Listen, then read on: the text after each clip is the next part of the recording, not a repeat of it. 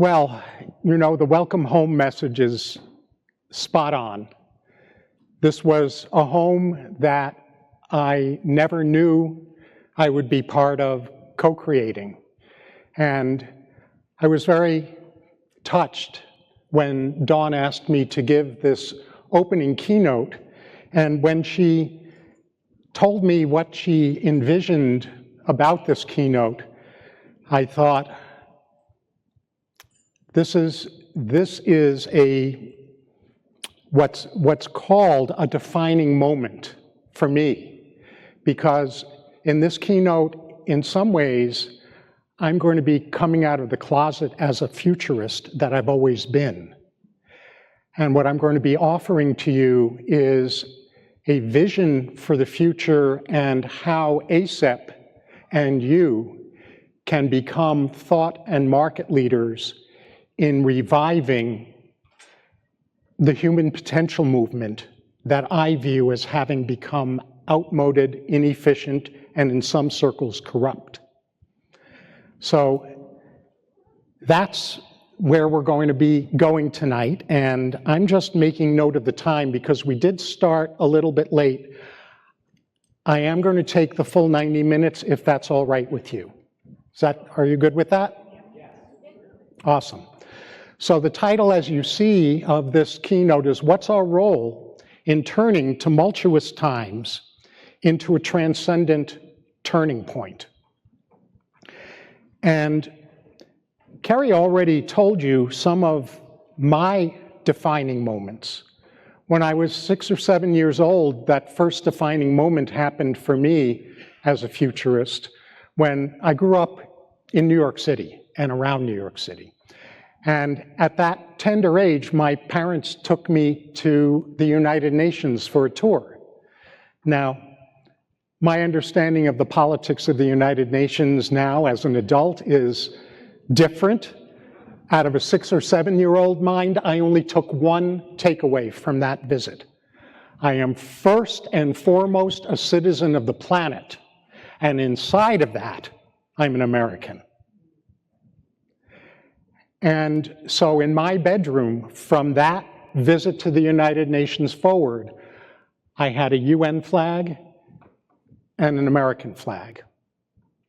And as I look back with the benefits of 2020 hindsight, you know 2020 hindsight, right? I didn't know that I was going to be going through a series of these defining moments at a young age that were orchestrated, I think, to turn me into a futurist. So Carrie mentioned in 64, 65, the New York World's Fair occurred. I went there a number of times, and it was totally eye-opening because it opened my mind to what an elevated future could look like. And then in 1965, I had a download that happened when I was 11 and 12 years old about my impact mission, the role that I was to fill in this life. And it totally terrified me to the point of my thinking that my little red choo-choo had gone around the bend. I didn't know how to make sense of what had downloaded because the information that downloaded had no framing in my everyday life or in my upbringing.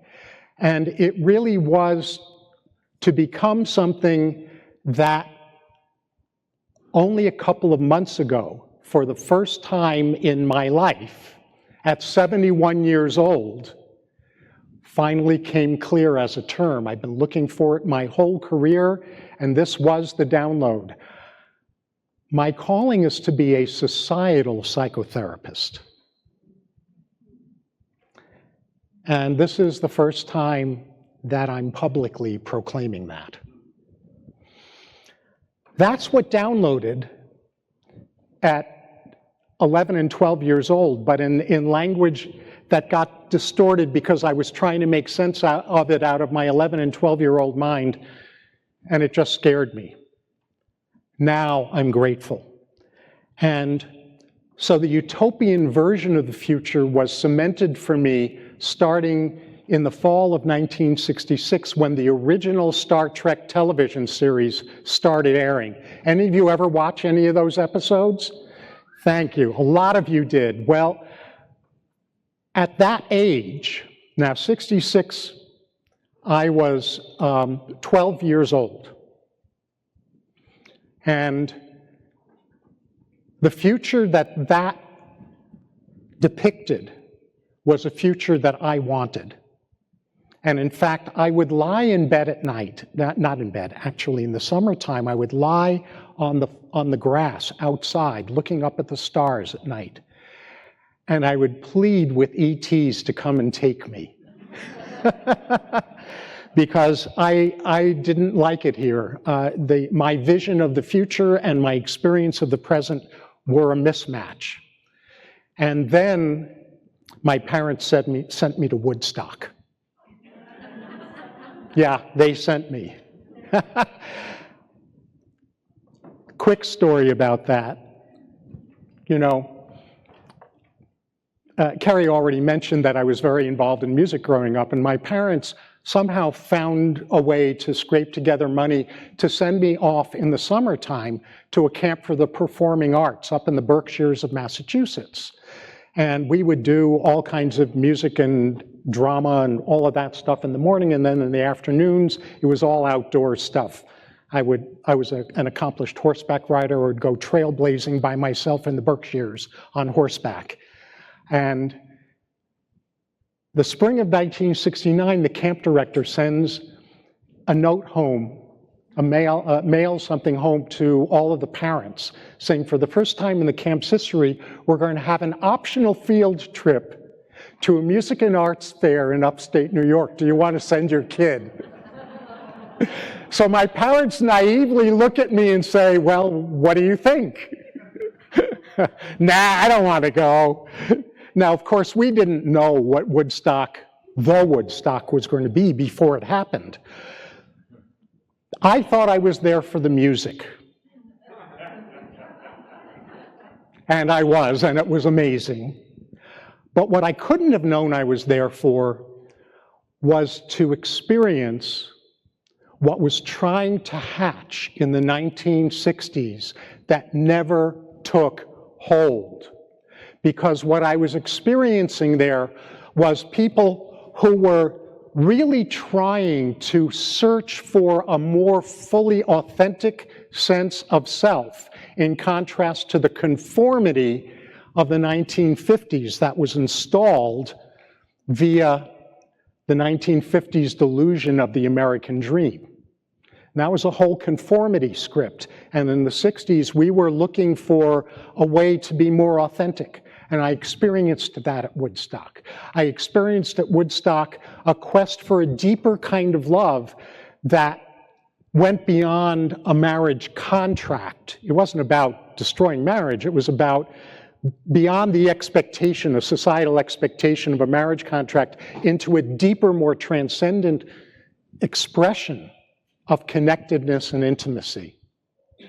And what I experienced at Woodstock was something that was really remarkable in the 1960s, which was that for the first time in the history of music, lyrics were appearing in songs that told us we did have the capacity, the potential, the ability to change the world for the better. And all of that is what came together for me as I did my best to make sense of the experience I had at Woodstock. Because what I experienced was this unity, this coming together of me, authenticity, of we, connection, relationship, and us all, impact. Those are the three core drives that all of us human beings have. We see them in the youngest of children. Child's quest for authenticity. What does a parent want the child's first word to be? Mommy or daddy, right? And what do they get oftentimes? The child's first word? No! No! Well, that's a quest for authenticity. It's in Wired. Bonding, we know that when children are insufficiently bonded with in an extreme insufficiency, they literally die. And if they don't literally die, they develop the most severe of the bonding disorders: borderline personality disorder, toxic narcissistic personality disorder, sociopathy, etc. And of course, we see in the youngest of children the desires to influence the world around us. Kids getting their hands in all kinds of things that maybe they shouldn't, or they're going to learn the hard way that they shouldn't have, like putting their hands on the stove, right? Authenticity, connection, and impact are our three core drives. That's what Woodstock taught me, even though I thought I was there for the music. And then it all came together as an undergraduate in 1973 when I took my favorite all-time history course, which, as Kerry mentioned, History of the Future. And we were taught how to be futurists, and I didn't realize that I had all of these defining moments prior to 1973, when I was 19 years old, that were setting me up to be the futurist that I've turned out to be. And I mention Alfred University because a week from today, I will, at this time, have arrived in Alfred, New York for my 50th college reunion, which blows my mind because I still think I'm 19. Well, for me, futurism isn't a theory. It has to do with interdisciplinary application of a vision of the future. And I had the good fortune of being an administrator for what was, in 1976, the very first professional association for integrative medicine and health professionals, called the Association for Holistic Health, because that's what it was called back there before it was called integrative medicine, holistic health. And I had a ringside seat watching all kinds of amazing innovations in healing the mind-body-spirit split. Now, in 1976, I was 22 years old. So I really got started pretty early. In 1998, I agreed to become ACEP's first president, and more recently founded the Center for Enlightened Self-Sovereignty. You already heard about the span of my awards, and the only reason that I touch on it is because I want you to understand just how interdisciplinary my mindset is as a futurist. So, with that as context, here are my assertions. First of all, profound changes in societal and client stressors and consumer demand have opened equally profound opportunities to elevate the human potential movement, ACEP as part of this movement, and us as helping professionals.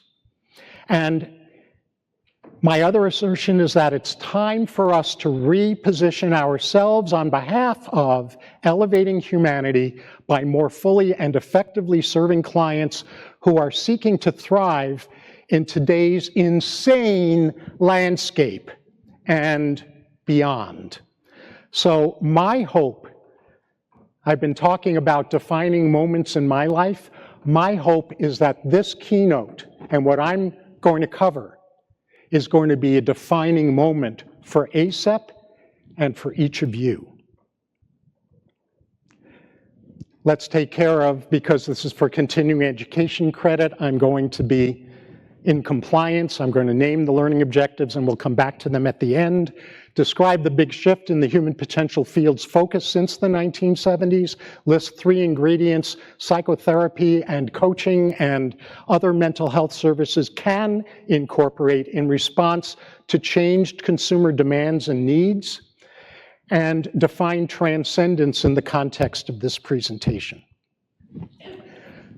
So where I want to go first is into today's big challenges, the puzzle pieces illuminating what I believe we are called to address. And this may be hard for you to read, so don't panic. You can certainly take photographs if you want, but I'm going to be giving you a link at the end of this presentation that will give you access to the entire PowerPoint presentation.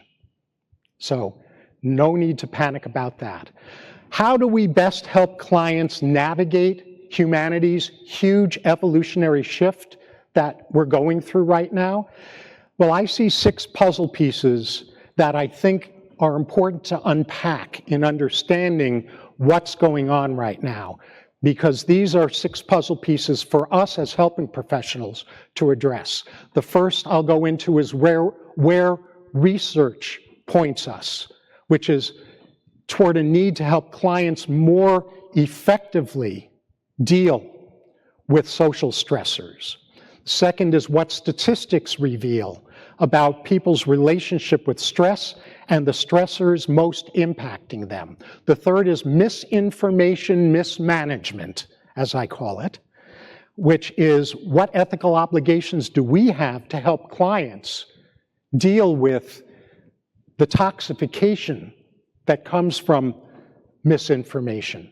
The fourth area is the evolution of consumer demand, which you're going to learn about the new stage in consumer demand that's emerging after the current stage we've been in since the late teens, and I'll unpack this with you. The current stage is the transformation marketplace. The fifth is confusion about humanity's future, and the sixth is human potential. The movement, the human potential movement, is out of step with what's needed today. And that's what I'm going to unpack with you first. So let's get into what the research indicates that about needing innovative frameworks to help clients deal with social stressors.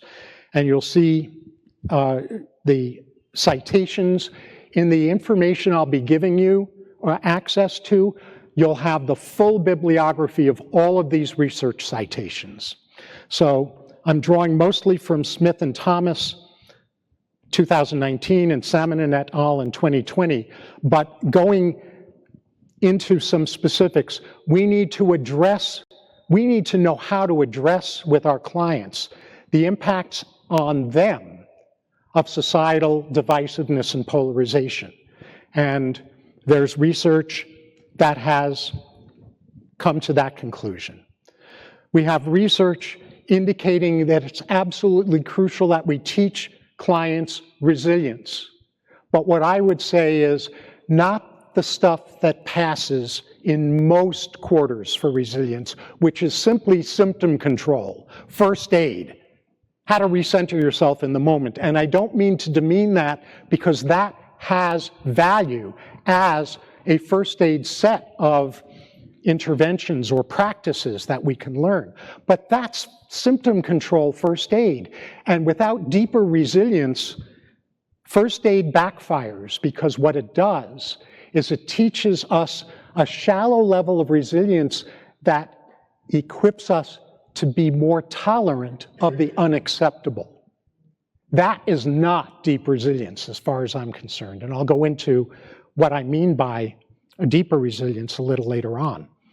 Metacognition skills. Research has indicated that it's important for us to teach clients who are open to it metacognition, things having to do with critical thinking and multidimensional perspectives. I call it tensions competence, the ability to sit in the tension of it's not either or, but there are multiple perspectives that need to feed into our wisdom in order for us to generate truly sustainable holistic solutions. Psychoeducation in psychological intelligences. The research is indicating that psychotherapy is not enough. Coaching is not enough. Because if our clients don't have a certain amount of psychoeducation, if they don't have frameworks and understandings and skills Their ability to lean into the therapy and maximize their benefits from the therapy will always remain limited. And depolarization and collaboration skills have also been identified in the research as a need for us in the mental health field to provide to clients. Well, before I go to the next slide, actually. Now, granted, I went through grad school in the 1600s. I mean, no, a long time ago. I went through grad school in the 1970s, second half of the 70s, early 80s. I wasn't trained in how to help clients deal with societal stressors.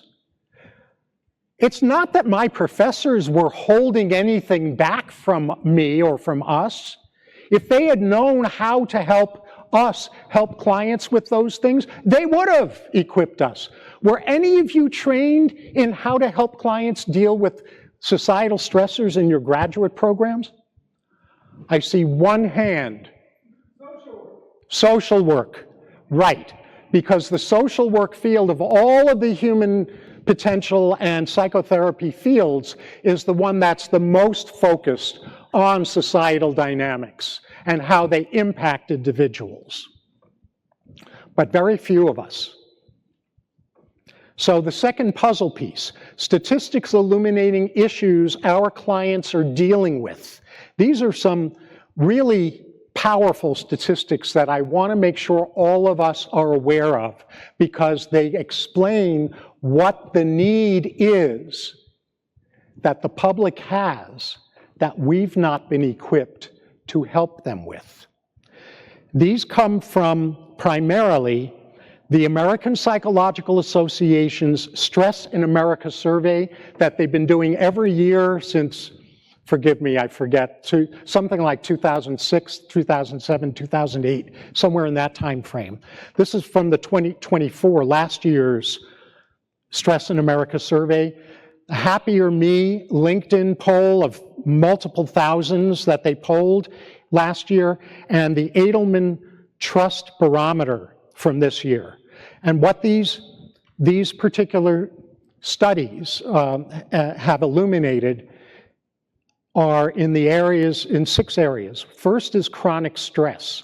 75% of people report being in chronic stress.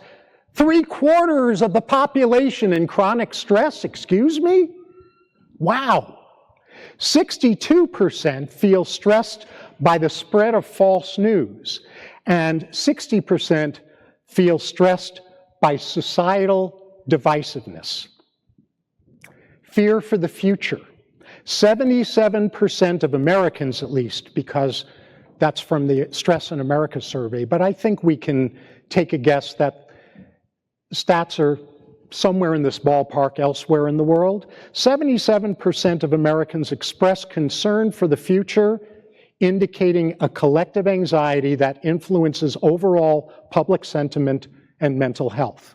Institutional distrust. 60% of the population feel betrayed by government and business, and 70% say leaders lie. Those stats are from the Edelman Trust Barometer. Therapist burnout. This is from the APA, the American Psychological Association's Work in America survey in 2024. A record high of about 60% of licensed psychologists experience moderate to severe burnout. Workplace distress. 77% of professionals say stress directly impacts their work and their work performance, and 70% of workers report feeling disengaged at work. Disengaged or highly disengaged. And well-being priorities. 65% of people globally prioritize aspects of well-being tied to purpose, meaning, and life satisfaction over basic coping mechanisms or survival needs. That's huge. Do you recognize the size of that market that we have an opportunity to help with?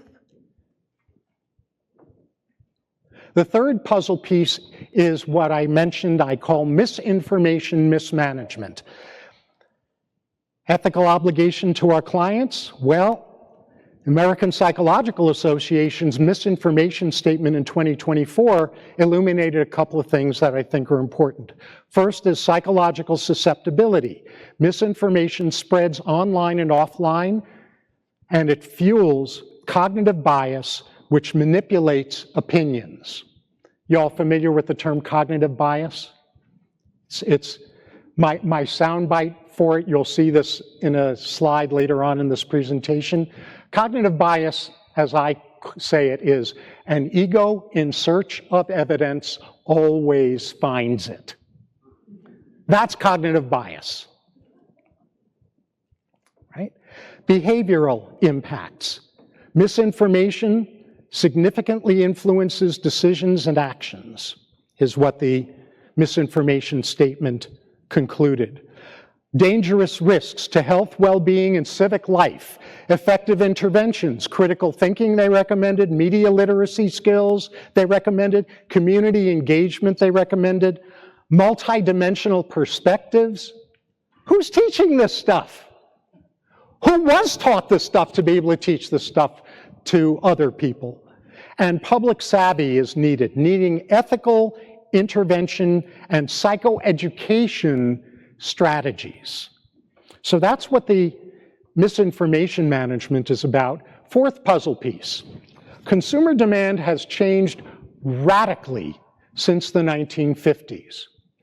In the 1950s, the approach to creating consumer demand was materialistic, meaning we were going to figure out, we the ad folks, the advertising folks, were going to figure out a way to get the rest of us to want the products and services that were being sold. The father of modern public relations, over 100 years ago, coined a term for this. Who knows who the father of modern public relations was? Thank you. Edward Bernays, the most influential person of the 20th century that almost no one has heard about, even though he's got multiple published books and they're still available, because he was part of what he called the invisible government. He was an advisor to virtually every American president, both Democrat and Republican, from Woodrow Wilson over 100 years ago until Bernays died in 1992, I think, or maybe a year off there, during Bill Clinton's first term in office. He was a darling of business. He wrote the book on the Mad Men. Any of you see the Mad Men TV series when it aired? That was all based on Edward Bernays' work. What he called it was manufactured consent. We all have been trained in informed consent. Manufactured consent is manipulating people into supporting products, services, causes, and candidates while thinking they're doing it out of their own free will. So the materialism marketplace was all about selling products and services. In the early 2000s, that shifted because there were products that were coming on board that were challenging the status quo, and probably the most well-known of those were the products that Apple was producing. Because what they were producing in competition to the PC, the personal computer, the Macintoshes, the MacBooks, gave users an aesthetically pleasing experience rather than a purely functional one. And it was companies like Apple that ushered in what came to be known as the experience economy. Consumer demand was shifting to where people wanted great experiences with the products and services they were buying. In roughly 2018, market demand shifted again to enough of an extent so that in the marketing and advertising journals, the next shift in consumer demand was given its formal name, the transformation economy. Consumer demand had shifted to where people wanted self-development, transformation experiences with the products and services they were buying. One interesting thing that came from the COVID drama was that because of the lockdowns, more people than probably would have otherwise been the case ended up doing a lot of internal soul searching because they had all this extra time on their hands. And they were searching for a deeper sense of meaning and purpose and something beyond only self.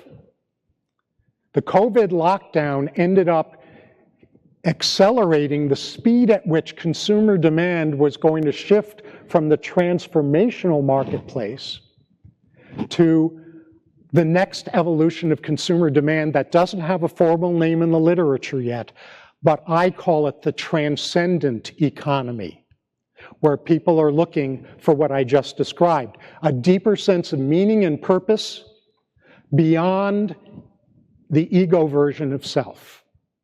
That's where consumer demand seems to be going. So what is transcendence as I define it? A self that is far more expanded than ego and is a worldly conduit for higher love and wisdom. And my little phrase for that is spiritual self-sovereignty that serves us all. That's what the marketplace is moving toward. The human potential field isn't keeping up from what I see.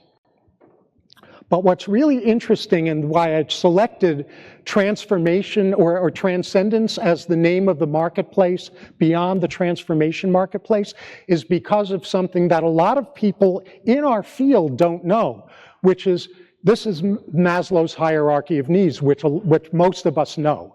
But what a lot of people in our field don't know is that toward the end of Abe Maslow's life, he started talking about a stage beyond self-actualization. And he called it self-transcendence. Talk about futurists, visionaries. He anticipated where the marketplace is now only beginning to head. So I find that really, really fascinating, the evolution of consumer demand, because what it's showing us is the evolution of a purpose pyramid, where purpose was about security and esteem, and for people who had security and esteem needs met sufficiently, authenticity. All those are ego states, though. Calling is a source state. It's a transcendent state. What are we called to do by whatever our version, each individual's version, of higher love and wisdom beyond the seemingly separated self is? Well, this is the evolution of consumer demand that is responsive to the 65% worldwide who, as I mentioned earlier, prioritize aspects of well-being tied to purpose, meaning, and life satisfaction over basic coping mechanisms and survival skills. What do you say we give them that? Does that sound good to you? Yeah? Yeah, go ahead, applaud it. I think it sounds great. And here's why. There is massive confusion today over where humanity is heading. And the reason for the massive confusion is that it's largely not being talked about.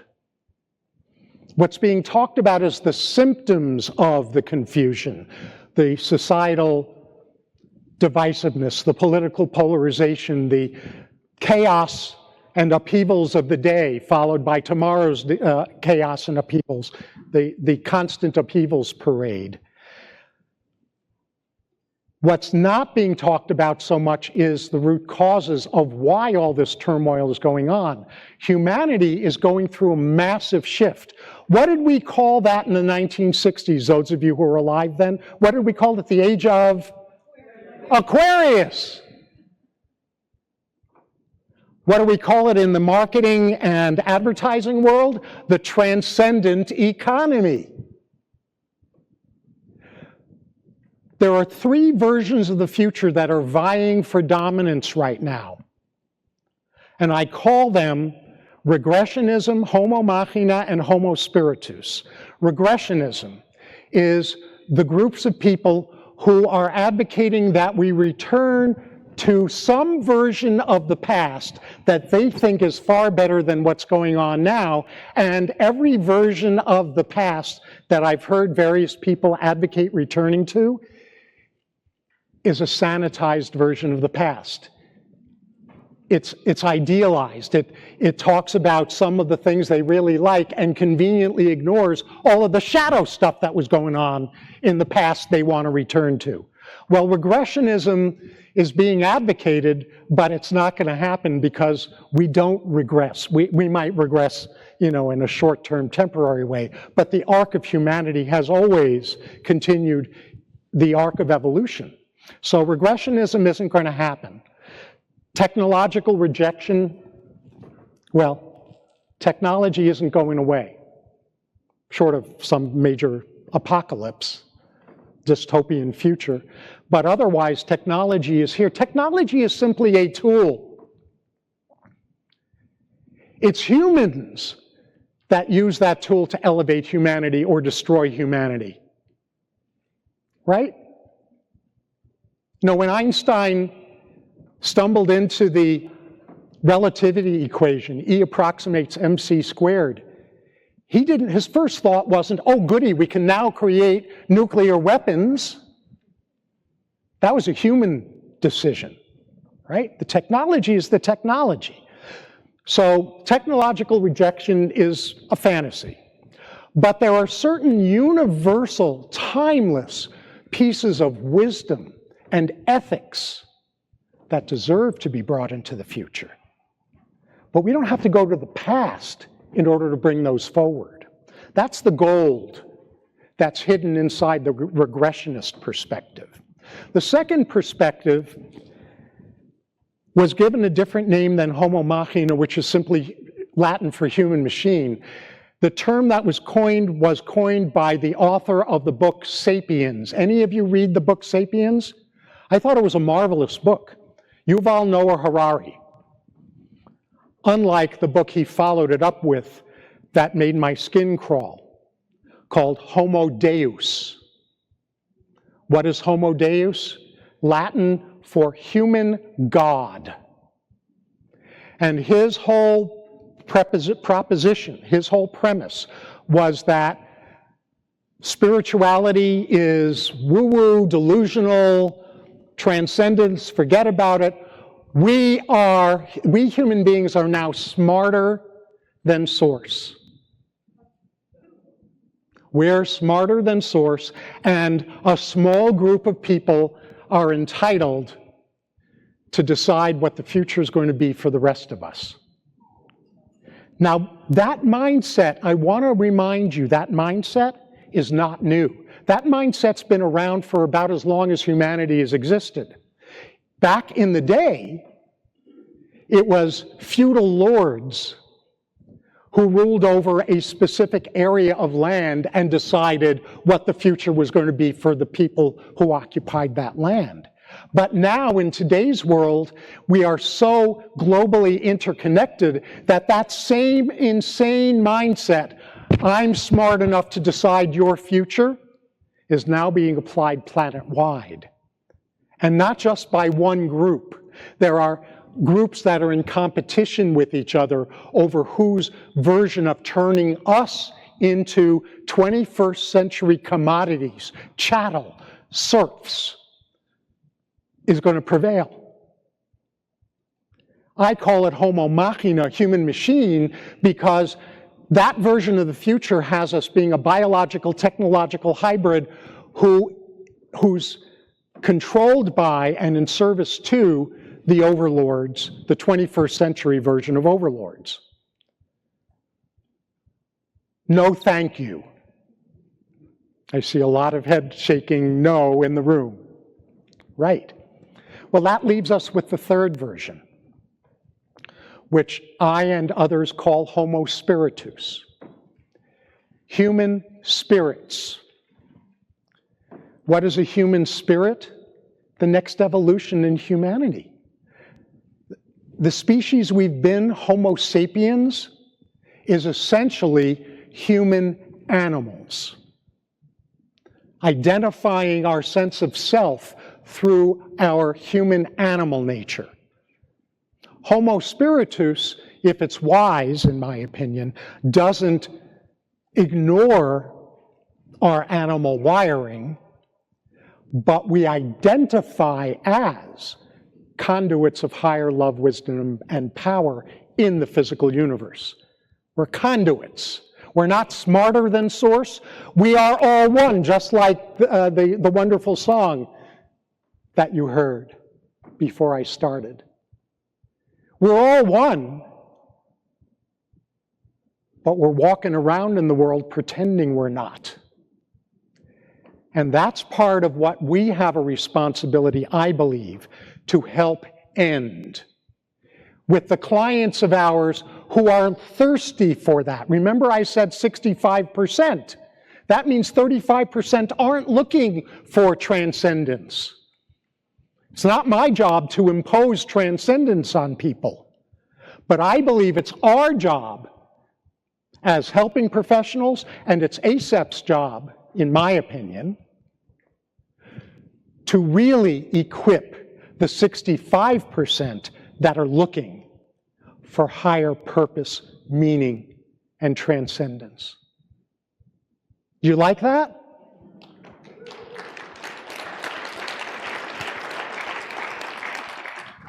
Me too. This is the defining moment for that. We're in the middle of it. Don't be fooled by the insanity that's going on into thinking the sky is falling. Yes, the insanity is going on.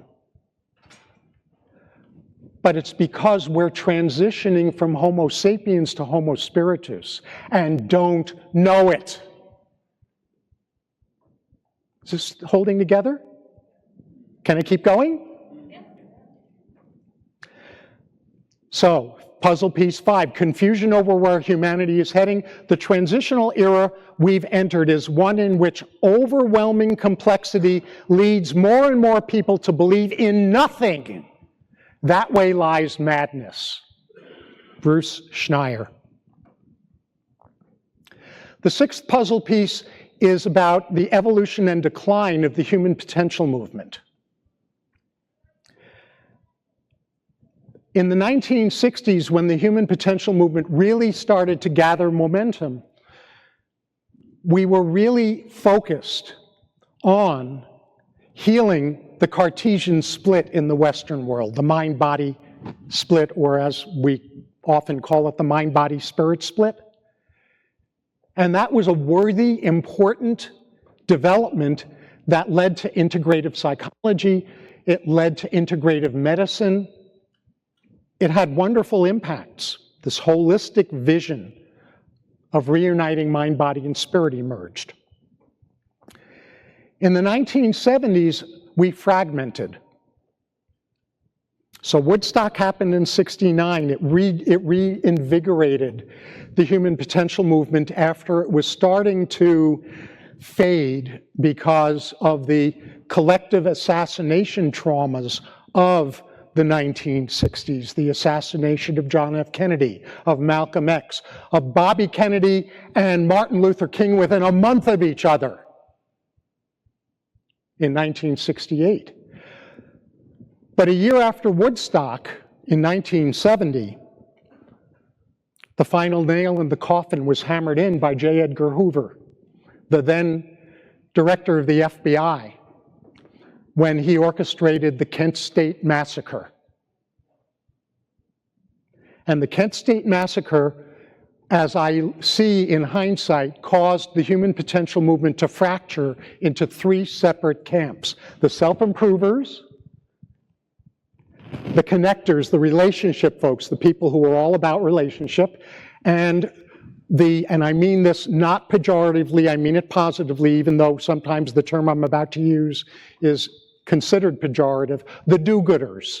I mean it positively. The people who still believed that we could create a better world, They went off into their separate camps. The relationship folks, the self-developers, and the leaders and social justice folks, they all went into separate camps as a result of J. Edgar Hoover dismantling us radicals of the 1960s who were just simply trying to reunify authenticity, connection, and impact.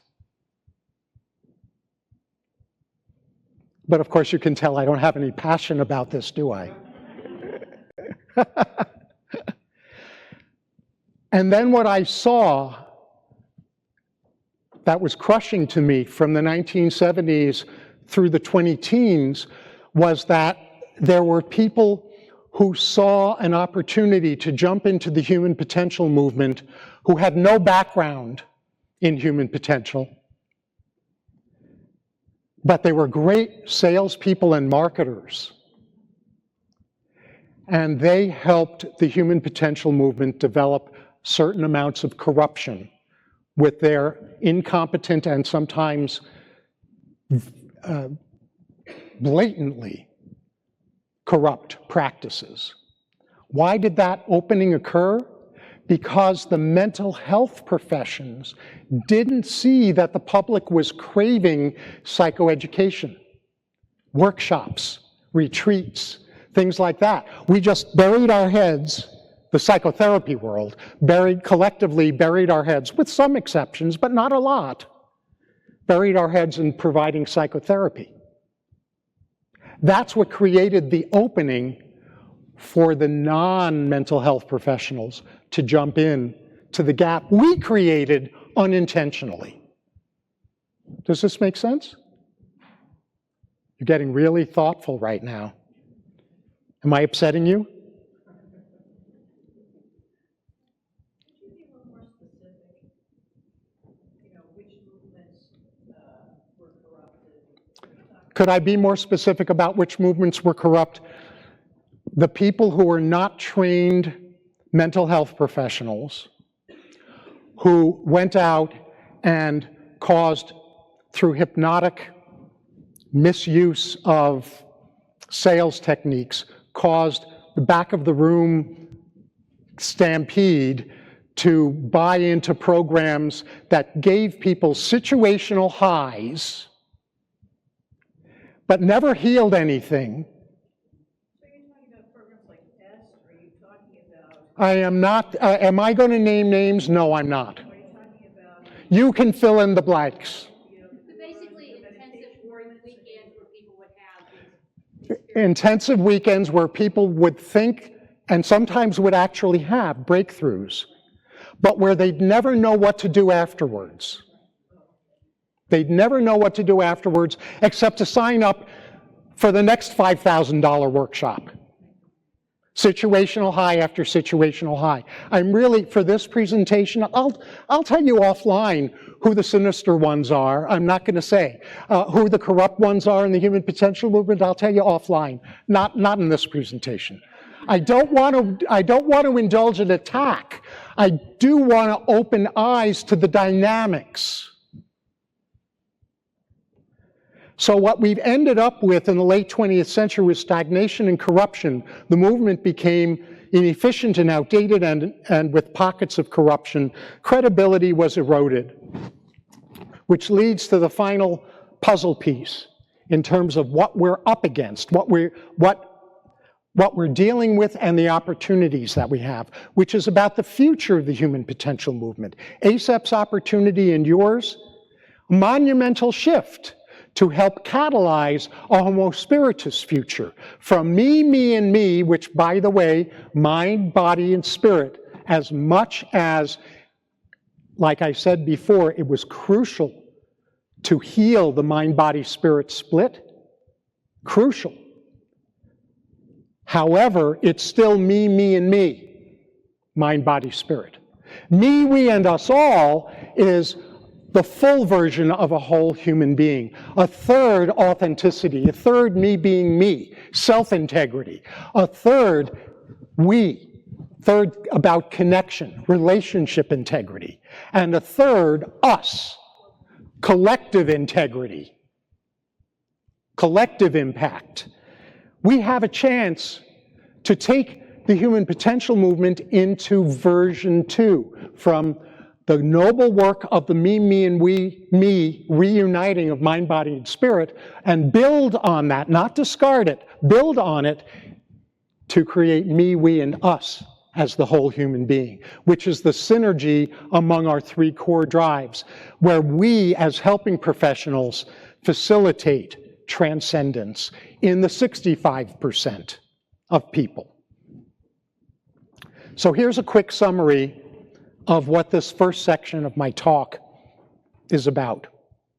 75% are chronically stressed. 70% are disengaged at work. 65% want purpose and meaning over coping and survival. That's our statistical trifecta that tells us what we can offer if we are properly equipped to offer it. Well, you know there's an old saying, treatment without diagnosis is malpractice. So I want to unpack what I believe we need to treat.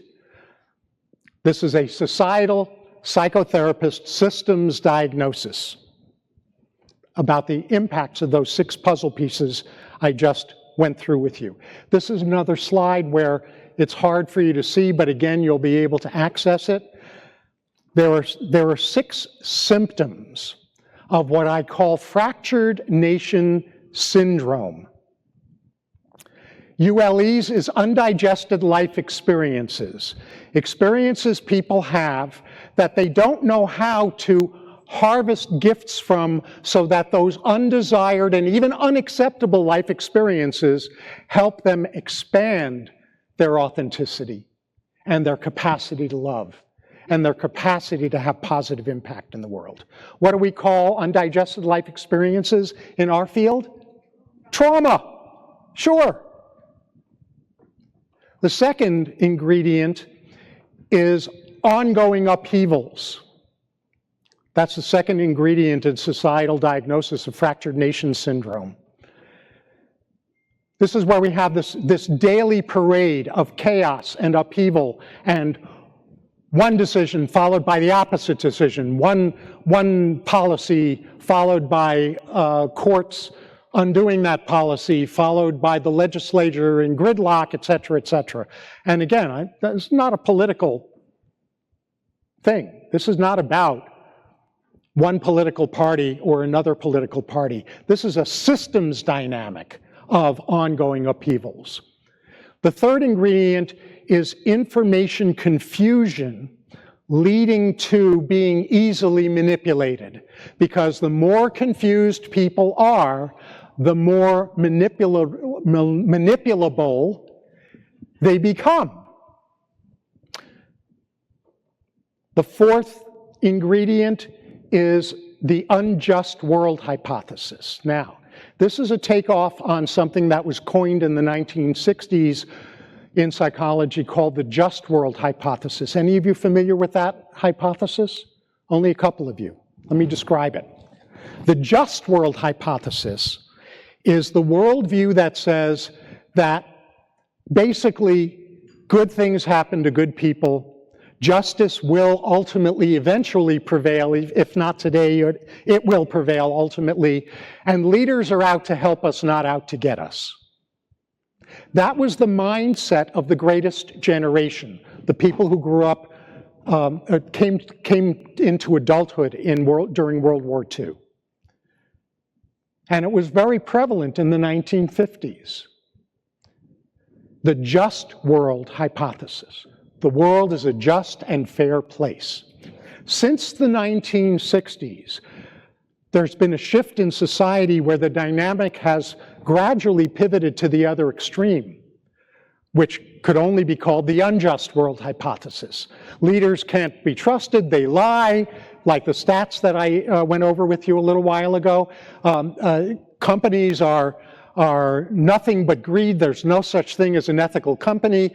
All capitalism is sociopathic capitalism rather than sociopathic capitalism being a misuse of capitalism. I mean, it just goes on and on.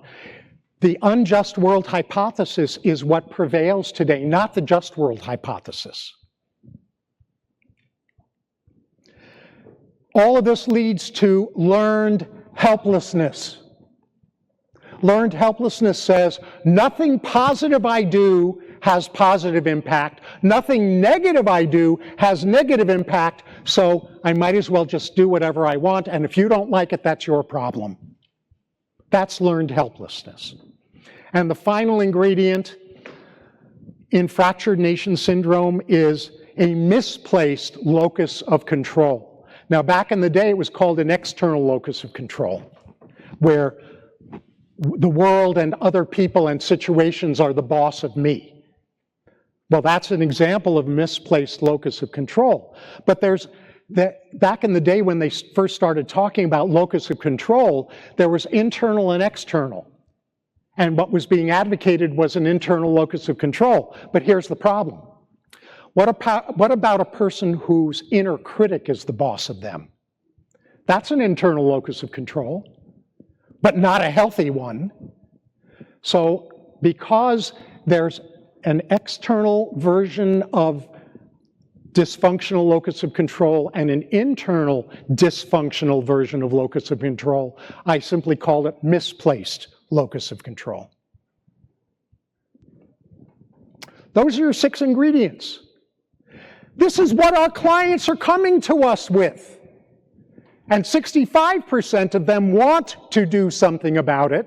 35% of them probably just want a Band-Aid. They want their pain levels reduced, or they want their pain tolerances increased. That's their perfect right to want. I wouldn't stand in the way of that. That's each person's choice to make.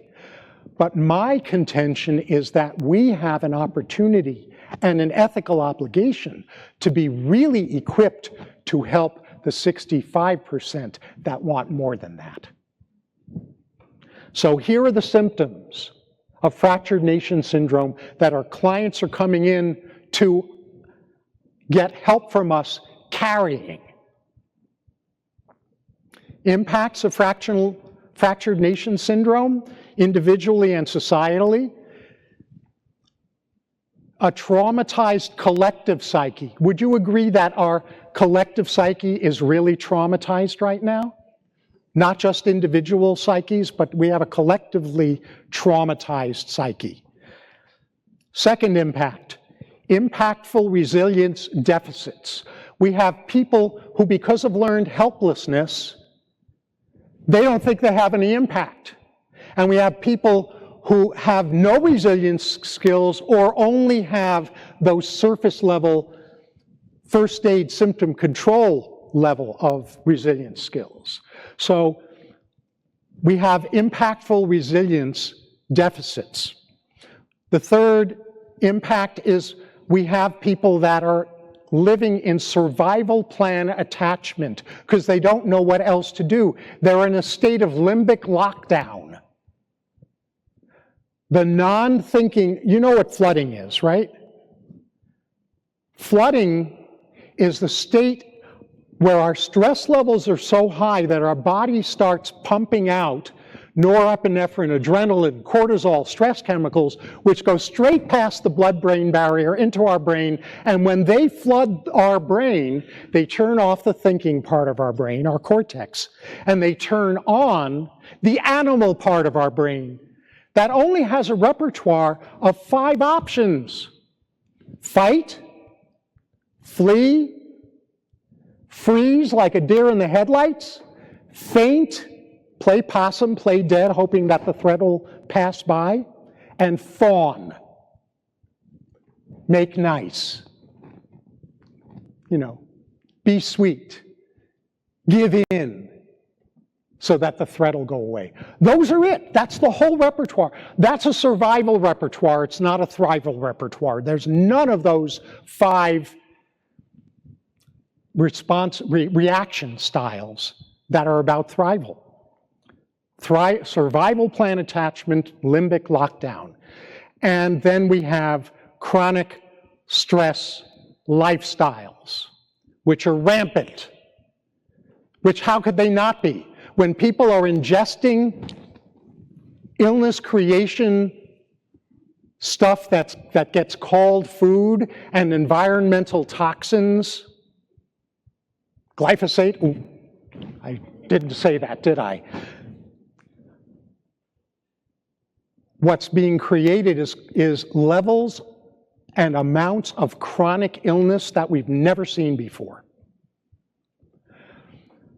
The illness creation industry is being supported by the symptom control industry. The symptom control industry is the portions of the medical and psychological or mental health professions that are all about teaching people how to cope better with the unacceptable, how to cope better with chronic stress, chronic disease. Those are chronic stress lifestyles, and they lead to either of these two things. Version 1, lost in narcissistic survival. Version 2, lost in victim rage. Our clients are coming into us largely lost in narcissistic survival or victim rage because of chronic stress lifestyles. So these are the impacts of fractured nation syndrome. Well, these impacts call us to reimagine our mental health paradigm. Our vision, our services, and our methods must become more fully and holistically responsive to today's vastly changed landscape that we weren't prepared to help with because those who taught us didn't know either. So no harm, no fault, no shame, no blame. Let's us do something about this. Joe Dispenza quote, "You must," and I have a number of Joe Dispenza quotes. How many of you are familiar with the work of Joe Dispenza? If you're not familiar, I highly recommend that you become familiar. "You must become conscious of the unconscious behaviors you've been choosing to demonstrate that have led to the same experiences, and then you must make new choices, take new actions, and create new experiences." We, as helping professionals, must become conscious of our unconscious behaviors in how we try to help clients. And we must make new choices and take new actions and create new experiences with our clients. So how do you treat fractured nation syndrome? Now that you've got the diagnosis, instead of in individuals and systems, societal psychotherapy, instead of chronic distress symptoms management. Responding to the needs of our time, we've got growing dissatisfaction with societal chaos and political polarization that has resulted in there being more people, a higher percentage of the voting population identifying as independents than has ever been the case in our lifetime. You've got consumer demand evolving from the transformation marketplace of the 20-teens into the transcendence marketplace that's emerging now. And this calls for a next generation vision of human potential through the lens of Homo spiritus, of human spirits, not human animals.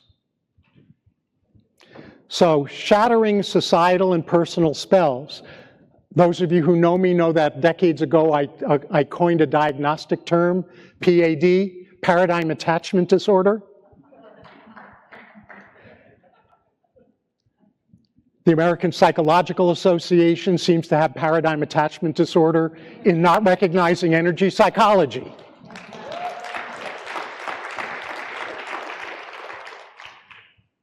So another Joe Dispenza quote, "We are creatures of habit. We think somewhere between 60 and 70,000 thoughts a day, 90% of which are exactly the same ones we had the day before." Well, if that's not a paraphrasing of Einstein's definition of insanity as doing the same thing over and over again, expecting a different result, I don't know what is. And here's the quote that I mentioned earlier of mine: "An ego in search of evidence always finds it." Well, we have, in the energy psychology world, we have this thing called psychological or psychoenergetic reversals. Well, one of those reversals is identity. I won't give myself inner permission to overcome the issue that I want to overcome, because if I overcome it, I won't know who I am. That's an identity reversal. That's paradigm attachment disorder. And it's exacerbated by information bubbles. So if you haven't ever seen a documentary called The Social Dilemma, I highly recommend it because they unpack what information bubbles are. Basically, they are what results from the way that internet and social media algorithms are structured. The way they're structured is that they put in front of each of us more of whatever each of us seem to be interested in and believe. And what that creates is what's now called information bubbles. So the more I see what I believe to be so, the more certain I am that I'm right, and the more certain I am that anyone who doesn't believe what I believe is wrong at best, and evil at worst. And we have information bubbles for everyone, for every set of beliefs. But this is creating a huge problem for our clients because they come in either not knowing what to believe or being certain about what they believe because they don't know that they've gotten locked in whatever their information bubble happens to be. But we're not dealing with this with them. And again, I want to keep emphasizing, it's not for us to shove anything down someone's throat. So if somebody's fine in their information bubble, then we're going to treat something else. But we, I think, have an ethical obligation to be equipped to treat people who don't want to be locked in information bubbles anymore. Helping clients shift from symptoms reactivity to thrival. You never, Bucky Fuller, famous quote, you never change things by fighting the existing reality. To change something, build a new model that makes the existing model obsolete. This is where protests have a limit. The function that protests can serve is to raise awareness about a problem that needs to be addressed. But protests do not provide the alternative to what's being protested in a form that makes it even more compelling than the problem. The last person in the United States who did a brilliant job of doing what Bucky Fuller recommended was Martin Luther King. His famous speech was not, "I have a plan." It was, "I have a dream." The dream galvanized the civil rights movement. And the dream that people bought onto, subscribed to, then led to the question of, okay, what's the plan to make the dream come true? The plan comes second, not first. King knew that. I have a dream. And I'm unpacking my dream for you, and my hope and wish is that by the end of this presentation, you will share a lot of this dream too. Another Joe Dispenza quote, "The only way we can change our lives is to change our energy, to change the electromagnetic field we are constantly broadcasting. In other words, to change our state of being, we have to change how we think and how we feel." I do not know any methods that are better at that than energy psychology methods.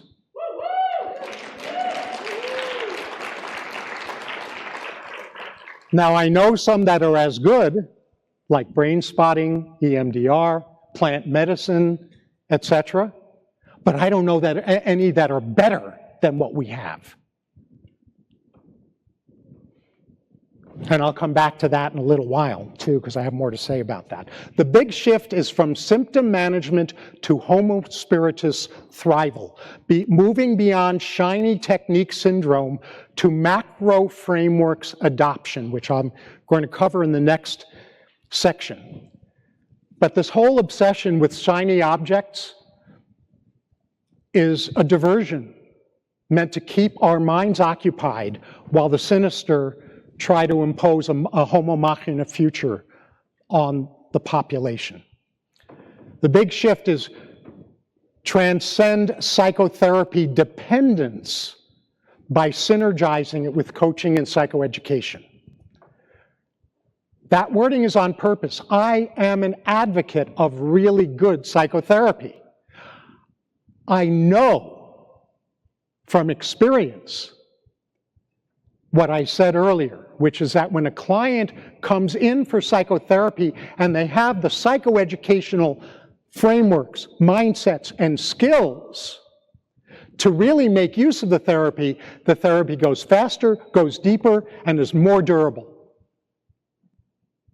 So I'm not saying, ooh, bad, bad psychotherapy. I'm saying good, good, not enough. Just like I was saying, mind, body, spirit, healing, great, not enough. And we need to rebalance the two loves.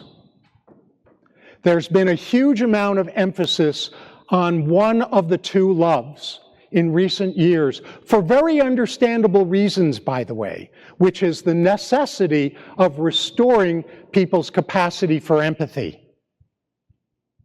But there are two loves: nurturance and challenge.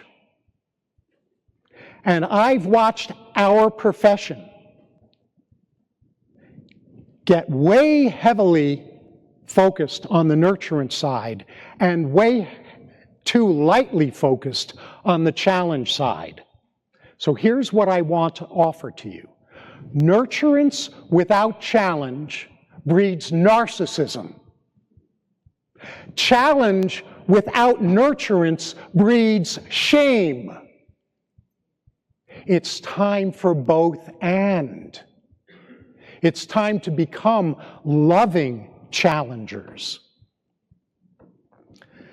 Reinhold Niebuhr, a 20th century theologian, said it really well. Our job is to comfort the afflicted and to afflict the comfortable.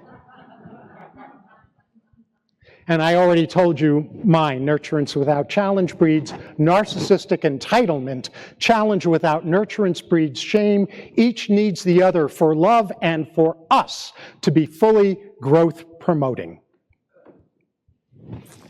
The second piece is about needing a next generation remedy to high chronic stress and low societal trust.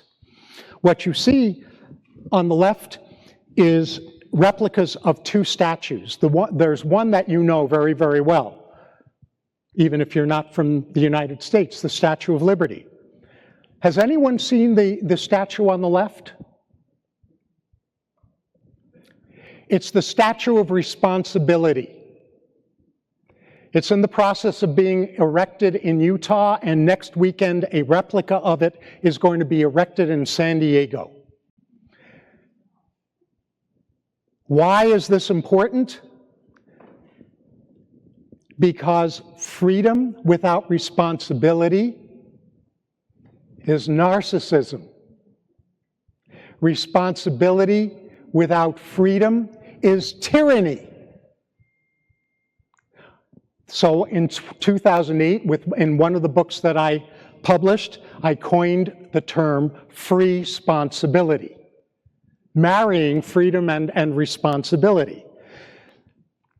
So this is part of the expanded me, we, us version of human potential that enables we, the helping professionals, to do our part to help reunify self and society. Does this make some sense? So the Homo Spiritus expression of our three core drives, me, authenticity, is a spiritual locus of control in place of a misplaced locus of control. Spiritual locus of control, integrity, critic, freedom from our inner critic, the ability to harvest gifts of expanded authenticity, connection, and impact from undesired and even unacceptable life experiences. And tensions, competence, the ability to hold the both and, to think multidimensionally rather than unidimensionally, one-dimensionally. The we, connection part, is about relationship integrity. It's mastering the art of synergy, of collaboration. It's collaborative problem solving.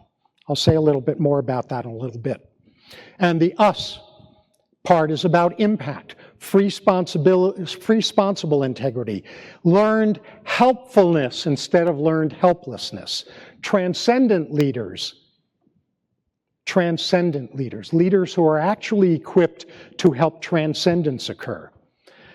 The ethical imperative here is client three-dimensional thrival, the three dimensions, authenticity, connection, and impact, in service of a homo spiritus future, which leads me to treatment frameworks, going beyond what to treat to how to treat. So I'm going to just very briefly touch on 6 thoughts for you to contemplate, and you may know how to do some or all of these, or you may decide you want to expand your ability in some of these areas with some assistance. Either way is fine. But these are the treatment macro frameworks I recommend you work on developing for yourself as a helping professional. 6 transcendent ingredients I'll unpack: heroes, heroines, journeys, the SPARK blueprint, impactful resilience, and session optimization superstructure. So this very hard to read diagram from earlier, this is filled in now with the ingredients for building collectively empowered psyches.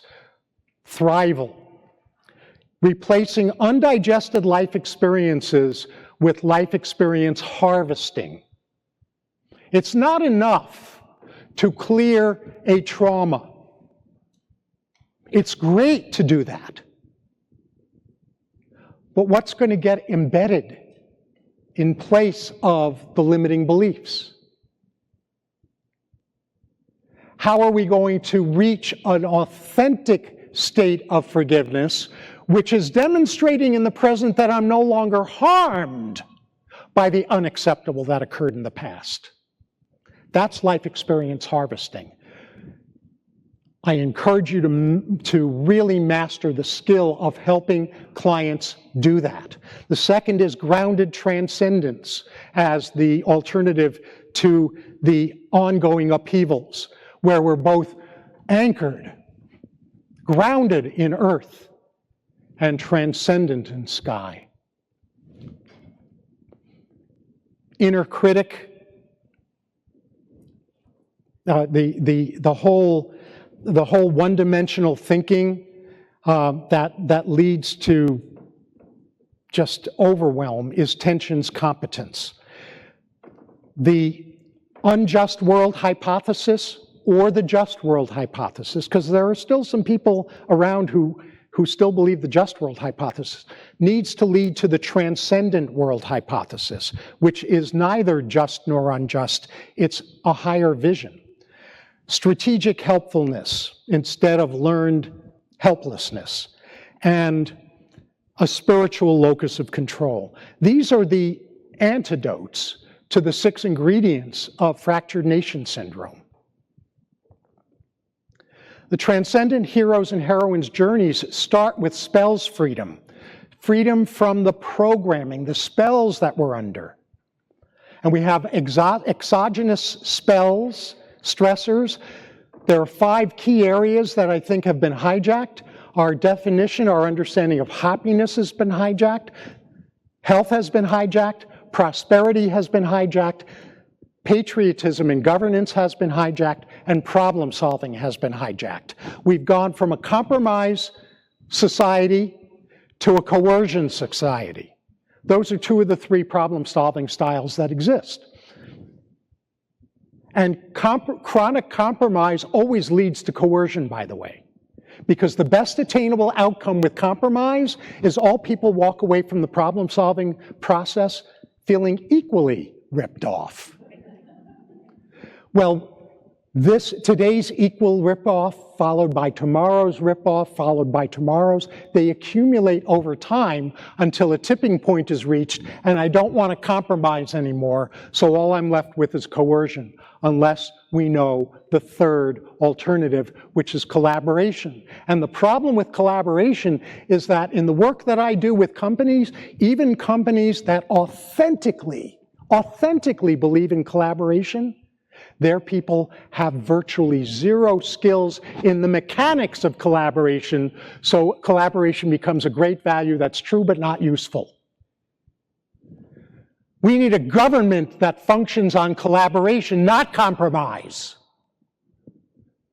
We need communities that function that way, and we can teach our clients how to do that. Those are the exogenous stressors and societal spells. Then we have the endogenous stressors, personal spells.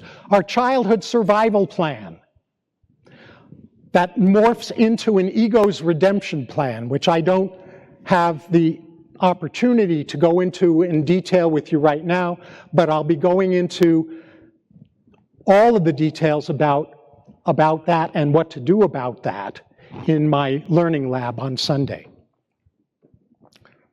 So we have a responsibility to help our clients who want this help deal with both exogenous and endogenous stressors.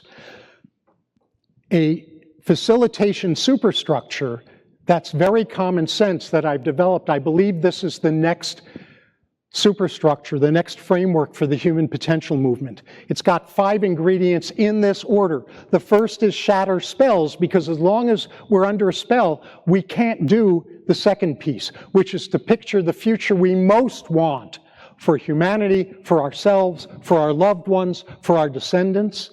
And only when we have a picture of the future we most want, because we've become free from the spells that have prevented us from seeing that future, so all of us need to become futurists in that sense, then we're free to align our purpose.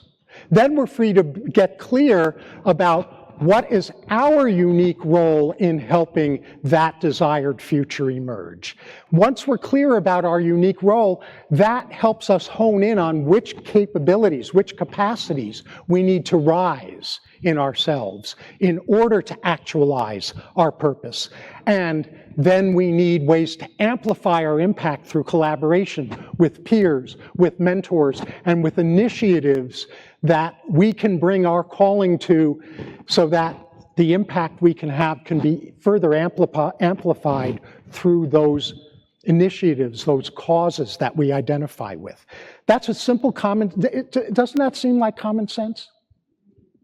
It should. Develop your own version of the Spark Blueprint if you want. Impactful resilience is a next generation remedy to misplaced locus of control and learned helplessness. So on the resilience side, we reshape core beliefs. We help our clients thrive in chaos and channel love and light and express their true north. In the impactful side, we fuse sovereignty and unity, free responsibility. We help our clients discover and embody their higher purpose, the clients that want that. We help them wield positive power rather than be allergic to power because of all the damage that dysfunctional power has done, or to be tyrants if they're not allergic to power. And we help them learn how to amplify their influence. That's the heart of impactful resilience. Impactful resilience journeys provide psychospiritual CPR, the psychospiritual version of cardiopulmonary resuscitation, that actualize the highest vision of healthy individuals, groups, nations, and humanity, harmonize self-sovereignty, flourishing relationships, and societal well-being, and level up our usefulness, the human potential movement, energy methods, ACEP, and you. I'm encouraging you to become an impactful resilience catalyst in your own way. In ACEP, we've been using, or some of us who are trained in comprehensive energy psychology have been using a 6-ingredient superstructure to help guide individual sessions. The Spark Blueprint is for case management. The This superstructure is for guiding individual treatment sessions where we establish that the client's ready to work on an issue. If they come in scrambled, they're not ready to work on an issue until that scrambledness has been cleared up. We then need to have ways of identifying what the most useful issue is to work on in this session, because if not, we're going to fall prey to the endless symptoms parade. What's the symptom du jour? That'll keep us in business the rest of our lives. It's not going to help our clients. So optimizing the session focus, selecting the right progress evaluation method during the session, so we know how to proceed as the session unfolds, establishing permission to succeed with treating whatever the issue is that is the session's focus, selecting the optimal intervention and then implementing a round of that intervention, leading to looking at the outcome of that round of that intervention in order to discover what needs to be done next, and next, and next, and then how do you know when you're done? That's a superstructure. These are based on what I have found to be the 6 common sense questions that all helping professionals and all clients have, regardless of whether they know how to put them into words. How do I know when I'm ready to work on an issue? What's the most useful issue to work on today, in this session, at this time? How are we going to make sure we're making progress in the session? Do I have permission to succeed with treating this issue? What's the most useful way to work on this issue in this session? And how do we decide what to do next and next and next? These should be common sense questions. There's a superstructure waiting for you that can help you optimize the results you and your clients get from sessions. So I said that I was going to do the full 90 minutes. I'm moving toward wrap up now. So we're over Chronos time, but we're right on time in Kairos time. Implications and opportunities for our field, ACEP, and you. End human potential movement stagnation by embracing a greatly needed expanded role in helping humanity elevate into a Homo spiritus future. Embrace integrative psychotherapeutic, psychoeducational macro frameworks to help clients emerge from sustained stress to durable thrival, the clients who want that. And catapult ACEP and the energy psychology field into the thought and market leadership in helping the human potential movement's future emerge. ACEP can be that thought and market leader if you like the direction that this keynote is attempting to inspire you toward. Are you game? Does that sound good? Okay. Well, guess what? This is one of those defining moments. ACEP's extraordinary potential and ours as members, you're in the right place at the right time to catapult into a new chapter of market leadership in human potential, mental health, and energy healing by equipping clients to discover and actualize their unique purpose in helping a Homo spiritus future to emerge. We can help humanity step into its next major evolutionary phase. Are we the only ones that need to do this? No, but we can do a much better job of doing our part in helping this happen.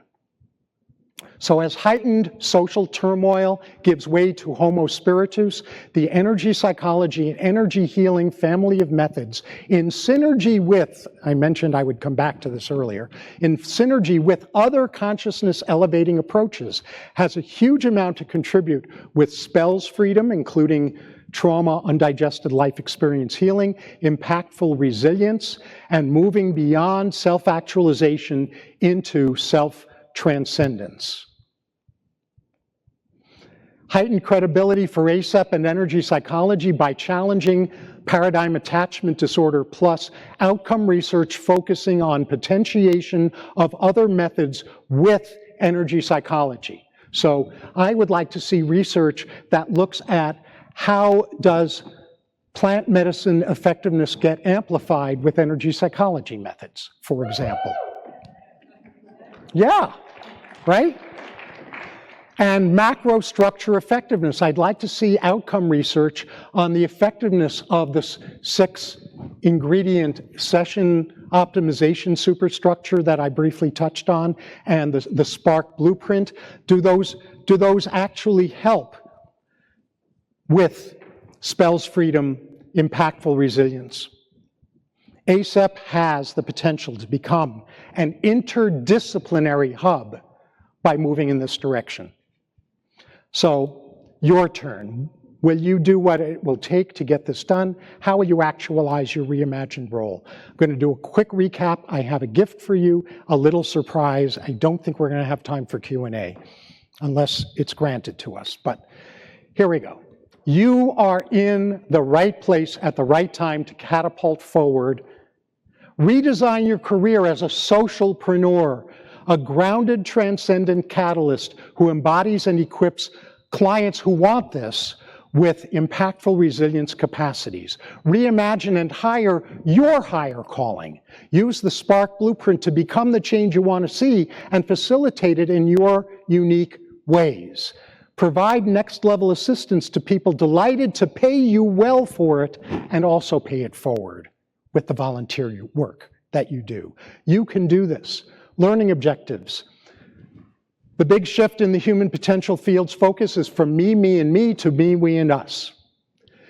I gave you 6 ingredients, not 3, that meet consumer needs for impactful resilience psychoeducation in the transcendence and even the transformation economy. Life experience harvesting, spiritual locus of control, grounded transcendence, transcendent world hypothesis, which is what I've tried to give you a framework for today.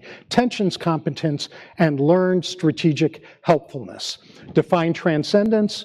We did that too. A self that's far more expanded than separated ego and is a worldly conduit for higher love, wisdom, and power, spiritual self-sovereignty that serves us all. I want to give you one quick tip before I make my closing comments and the gift and a little surprise.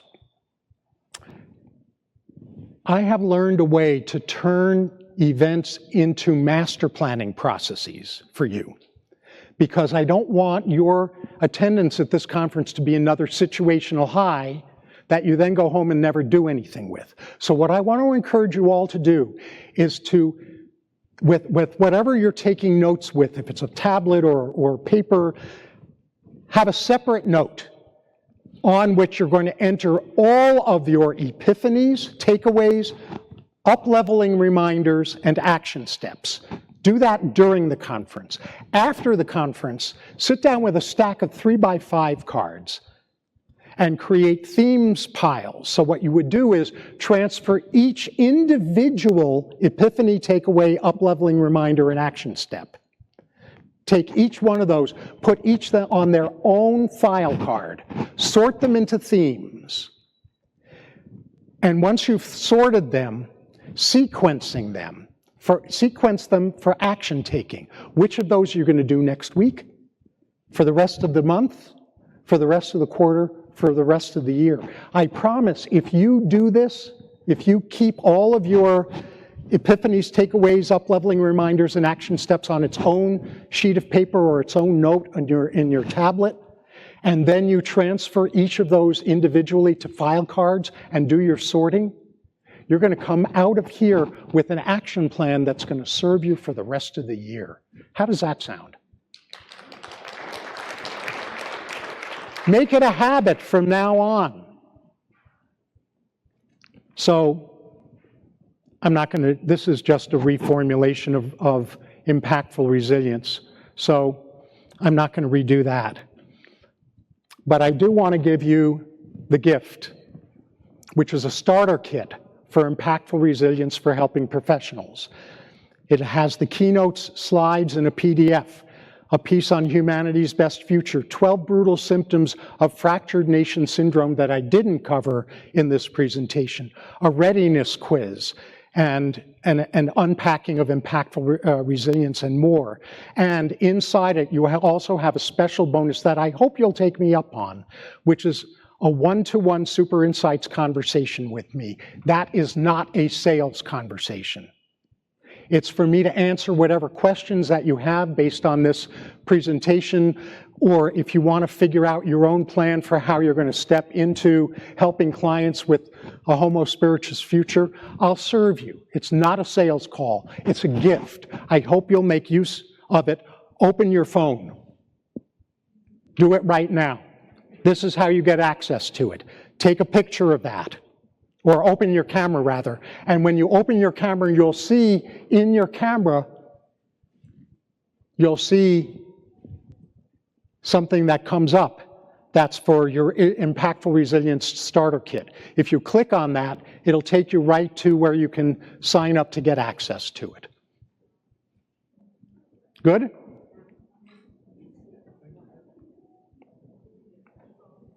Okay. Final comment and then the surprise. So I said, the sky's not falling. We're ascending. Don't confuse the two. It looks like the sky is falling, but actually what's going on that people don't realize, and we need our help to help our clients and ourselves realize, is we're ascending. I'm not saying this will be easy. I'm saying it'll be worth it. Joe Dispenza, final quote from him, "When you choose to prove to yourself how powerful you really are, you have no idea who you will be helping in the future."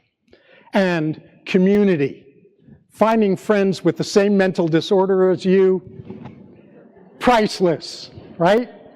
That's us. The world needs you, your clients need you, your loved ones need you, you need you. The time is now. So I'm going to close by singing something to you. I got special permission from the Leonard Bernstein Foundation to sing this song. However, they didn't grant me permission to change the lyrics. So you'll see on the next slide the lyrics. I want you to imagine me singing as I sing the lyrics they authorized me to sing. So hopefully the music will work. You got that ready to roll?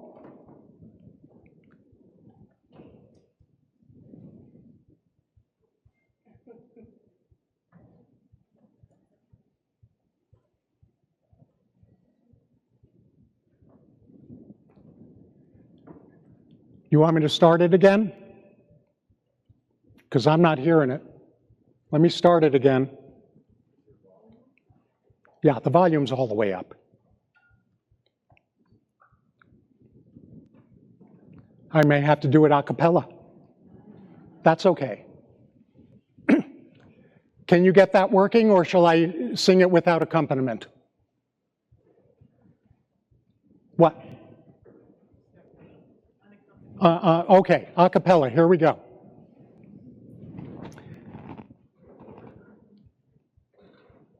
All right.